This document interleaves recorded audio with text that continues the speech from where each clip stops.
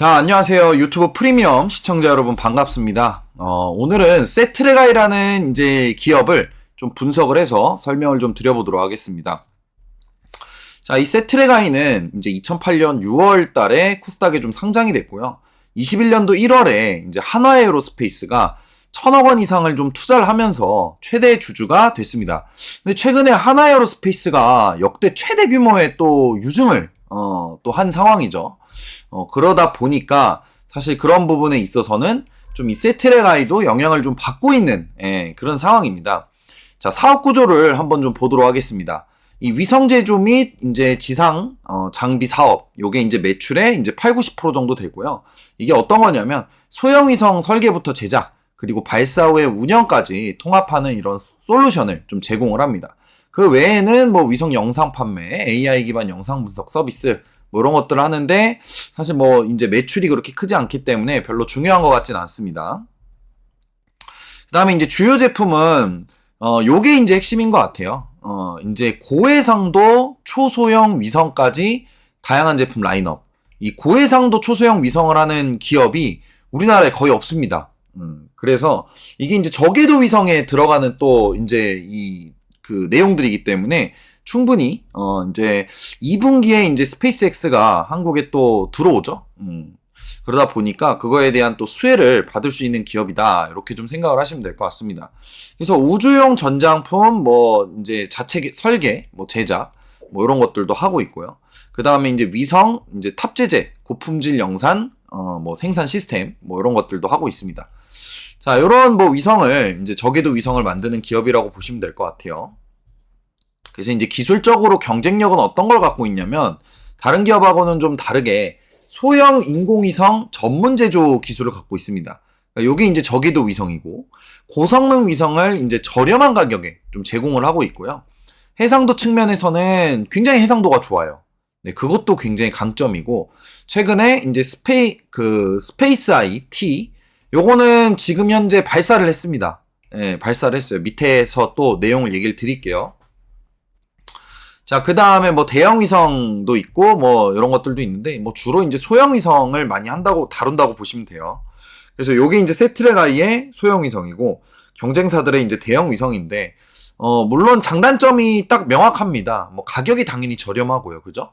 그다음 무게가 적고 수명이 근데 이 대형 위성보다는 적어요. 근데 별로 차이가 안 납니다. 수명 자체도. 그죠?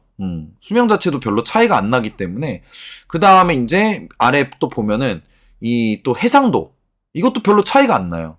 그러다 보니까 결과적으로는 물론 이 대형 위성이 쓰이는 또 쓰임새가 있지만 이 소형 위성이 훨씬 더 가성비 있고 성능이 좋다 이렇게 보시면 될 것 같아요.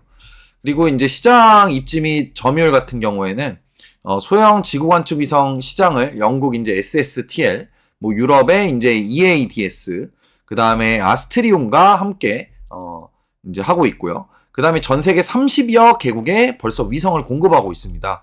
주요 고객 같은 경우에는 말레이시아, 뭐 아랍에미리트, 뭐 싱가포르 등등 돼 있고요. 해외 수출 비중이 약 75%예요. 요거는 24년도 기준이고요. 아리랑 위성 영상의 글로벌 독점 판매 사업자라고 보시면 됩니다. 최근에 이제 성과를 좀 보시면은요. 매출이 점점 나아지고 있어요. 이런 부분들. 그래서 9분기 연속 적자에서 벗어나서 2분기 연속 흑자 전환에 지금 성공한 상황입니다. 다음 분기도 제가 봤을 때는 좀 흑자로 나오지 않을까 싶어요. 왜냐면 이제 또 2분기부터는 스페이스X도 들어오고 하다 보니까. 그 다음에 이제 수주 현황 같은 경우는 보면은 지금 벌써 24년도 말 기준 수주 잔고가 5천억이에요. 그러다 보니까 매출액이 지금 1,700억이잖아요. 근데 수주 잔고가 5천억 이상입니다. 추정치가. 그렇기 때문에 올해 이 5천억짜리 수주가 25년도에 반영이 될 가능성이 높아요. 그래서 올해에는 계속해서 좀 흑자 전환에 성공을 해주지 않을까 이렇게 생각이 듭니다. 자, 투자 포인트로서는 이제 뭐 시장의 성장성이 있겠죠. 소형 위성 시장이 굉장히 크게 캐파가 커지고 있는 상황입니다. 그 다음에 이제 뭐 안정적인 수주 증가, 수주 많이 갖고 있고요. 그 다음에 핵심 기술 경쟁력, 아까 얘기했던 고해상도급 소형 위성을 독보적으로 우리나라에서 가지고 있습니다. 기술력을. 그 다음에 요거 스페이스아이 T 요거는 이미 발사를 했어요. 이미 발사를 좀 했고요. 예. 그 다음에 이제 지금 위성이 떠 있습니다. 현재. 그래서 뭐 기사를 좀 같이 보시면은요. 실패를 하진 않았어요, 이게. 그래서 앞으로 이런 부분에 있어서도 이제 한번 성공을 했기 때문에 이런 부분에 있어서도 더욱더 좀 시장에서 기술에 대한 경쟁력이 좀 부각이 되지 않을까 싶어요. 그래서 뉴스를 좀 한번 같이 보면서 말씀을 드리면은요. 이런 식으로 지금 성공을 좀 했습니다. 그래서 이 초고생도 위성 교신 성공을 했고요. 이거 왜 안 나올까? 자, 나왔죠?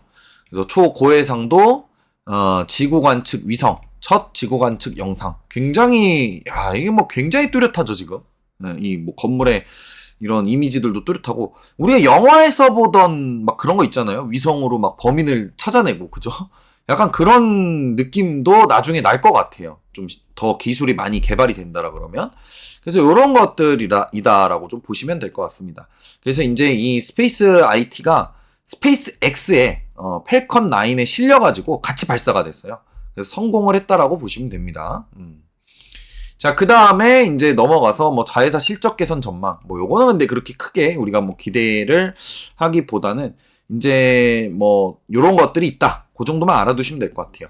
그 다음에 투자 리스크 악재는 뭐 자회사의 수익성 문제. 방금 여기는 이제 실적이 개선될 거다. 근데 아직까지 개선은 안 됐습니다. 그래서 요런 부분들. 그 다음에 수주의 변동성. 근데 이미 따놓은 수주가 있기 때문에 그렇게 리스크 되진 않을 것 같아요. 그 다음에 경쟁 심화. 경쟁이 좀 심해지곤 있으나 우리나라에서는 그래도 기술력이 최고다. 이렇게 생각을 하시면 될 것 같습니다. 그 다음 뭐 직원들의 연봉 뭐 이런 이제 이슈도 있더라고요. 근데 이거는 그닥, 뭐 그렇게 막 크게 영향을 끼치진 않을 것 같아요. 그 다음에 이제 주요 경쟁사 같은 경우에는 항공항공우주. 근데 이제 항공항공우주가 사실 뭐 경쟁사긴 한데, 이제 뭐 제일 크죠. 우리나라에서 사실. 그죠? 그래서 이건 뭐 대형주고, 제가 오늘 소개시켜드린 건 뭐 중소형주 소개시켜드리는 거니까. 그 다음 뭐 하나시스템, AIG 넥슨 다 대형주급의 기업들이죠. 그 다음 해외 경쟁사는 뭐 영국, 유럽, 미국, 뭐 플래닛 랩스 뭐 이런 것들이 있고, 그다음 미래 성장 전략 및 전망. 여기서는 이제 뭐 제가 얘기 드렸다시피 2028년까지 뭐 4억이까지 발사를 한다 그래요. 그러면은 이제 발사를 하는 동안에서는 계속 뭔가 좀 시장에서는 좀 이슈화가 될 가능성이 또 굉장히 높겠죠. 그리고 자체 고해상도 영상 판매를 통한 이제 고정비 레버리지 효과도 있습니다. 사업 다각화, 뭐 국방의 안보 분야 진출, 뭐 자회사 수익성 개선, 그 다음에 이제 증권사 투자 의견은 뭐 이 정도로 있는데, 일단은 뭐 조금 이따 차트를 보면서 좀 다시 설명을 드릴게요, 제가. 그 다음에 이제 핵심 투자 포인트는 실적의 턴어라운드, 수주 이제 가시성, 올해. 그 다음에 요거 성공했어요. 이건 제가 이거 발사하기 전에 적어놔가지고, 성공 이미 했습니다, 이거는. 그 다음에 글로벌 우주산업 성장의 수혜, 뭐 이 정도가 있다. 자, 이제 차트를 한번 보면서 좀 설명을 드리도록 하겠습니다. 자, 요게 세트레가이의 차트인데, 최근에 이제 저 기업이죠. 하나에어로스페이스, 그죠? 하나에어로스페이스가 역대급 최대 이제 유상증자를 하게 되면서, 요것도 그것 때문에 좀 같이 빠졌다라는 생각이 좀 많이 듭니다. 근데 사실, 하나에어로스페이스랑은 연관이 없죠. 하나에어로스페이스가 유상증자를 하든지 말든지, 사실 세트레가이랑은 연관이 없는 일입니다.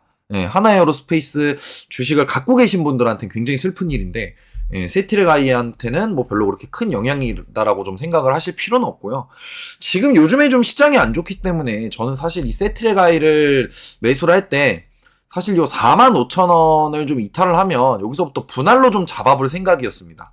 그래서 아직까지는 좀 한국 증시가 돌아나가는 구간들은 아니기 때문에 요 45,000원 근처까지 한번 노렸다가 여기서 이제 분할 매수 들어가시는 게 좋다라고 생각이 들고요. 그다음에 손절가 같은 경우에는 요 구간이 손절가라고 보시면 돼요. 한 39,900원 정도 됩니다. 39,900원. 예.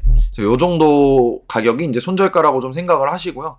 그렇게 보시면 될 것 같습니다. 그리고 만약에 이제 45,000원 아래에서 매집이 됐다. 그러면은 1차 저항 구간은 요 구간이 됩니다. 5만원대가 1차 저항 구간이 되고요. 5만원 초반대가. 그 다음에 2차 저항은 당연히 6만원을 돌파하는 그림을 봐야겠죠. 이제 그 이후로는. 그래서 그렇게 좀 대응을 하시면 좋을 것 같습니다. 자, 오늘은 하나에어로스페이스에 대해서 좀 설명을 드렸는데요. 그래도 국내에서 제일 또 이 가장 기술력이 좋은 그런 이제 기업이다.